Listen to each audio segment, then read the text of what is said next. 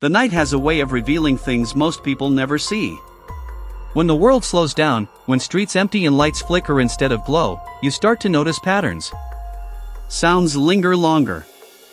Shadows feel heavier. And sometimes, the smallest, most ordinary jobs place you right at the edge of something deeply wrong. Before we begin, if you're someone who enjoys true unsettling stories, slow burn horror, and real experiences that refuse to be neatly explained, make sure you subscribe to this channel now. These are the kinds of stories that stay with you long after the screen goes dark.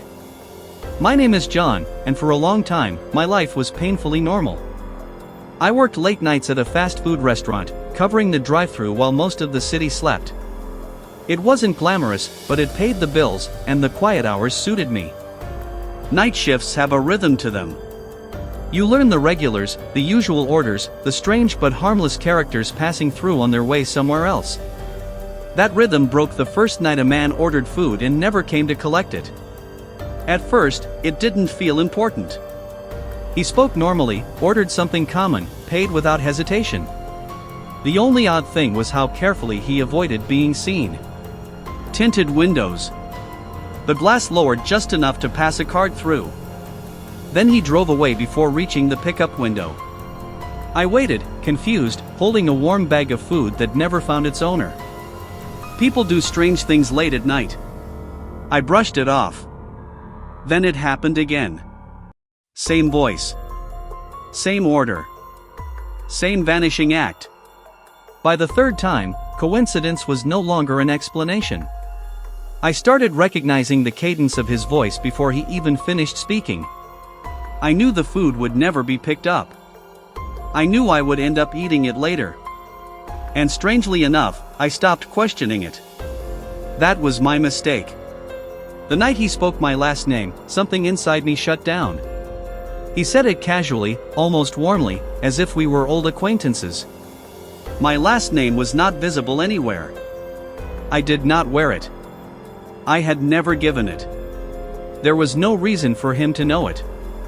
When I demanded answers, the line went silent. No payment. No order. Just the sound of an engine pulling away. Fear doesn't always arrive screaming. Sometimes it settles quietly, like a weight in your stomach that refuses to move. By the time I found the note at my doorstep, I already knew something had crossed a line. The handwriting was calm. Controlled. It accused me of something I couldn't name and gave me a deadline without context. That uncertainty was worse than any threat. You can't defend yourself against an accusation you don't understand. What followed wasn't dramatic. No masked intruders. No immediate violence. Just pressure. Escalation. A demand for money I didn't have and an address I didn't recognize. I told myself it was a prank. A scam. Anything but what it felt like. When the rock shattered my window, denial stopped being an option. The police listened. They documented. They left. And I was alone again, knowing someone had tested how far they could go and learned they could go further. That wasn't the first time I realized how exposed night workers really are. Years later, driving strangers through dark highways for rideshare money, I learned how easily people exploit your willingness to help. A stopped car. A warning about a collapsed bridge. A detour into the woods that felt wrong in a way I couldn't articulate. Trusting that instinct saved me.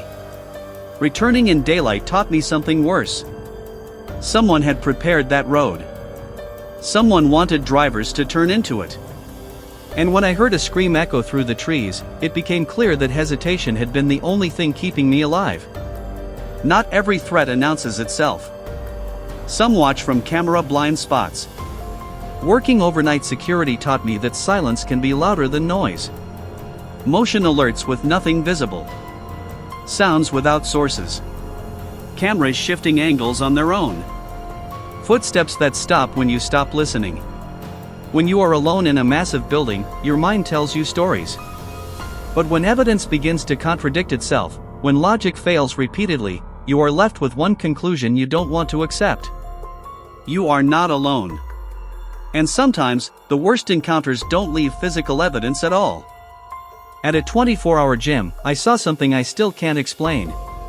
A man running far beyond human limits, barefoot, bleeding, unresponsive. Not tired. Not in pain. Not present in the way people are present. When he finally acknowledged me, he didn't ask for help. He asked if I was there. When he stared into the camera, screamed without stopping, and appeared in places he shouldn't have been able to access, something fundamental broke inside me. I didn't feel brave. I didn't feel strong. I felt hunted. Locking the door may have been the only decision that saved my life. I quit the next day. I still wonder what would have happened if I hadn't. Because the truth is this, none of these experiences end cleanly. There are no explanations that fit perfectly. No arrests that bring closure. No final scenes where the danger is clearly gone. Only questions. Who was the man at the drive-thru, and why did he choose me? What waits at the end of that forest road? Who moved the camera inside that warehouse? And what exactly was running on that treadmill? If you were in my place, would you have trusted your instincts every time? Or would curiosity have pulled you just a little too far into the dark?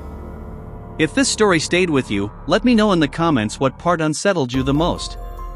Share your own experiences if you have them. And if you want more true stories like this, told slowly, carefully, and without easy answers, make sure you like this video and subscribe to the channel. Because the night is always watching. And some stories only come out after midnight.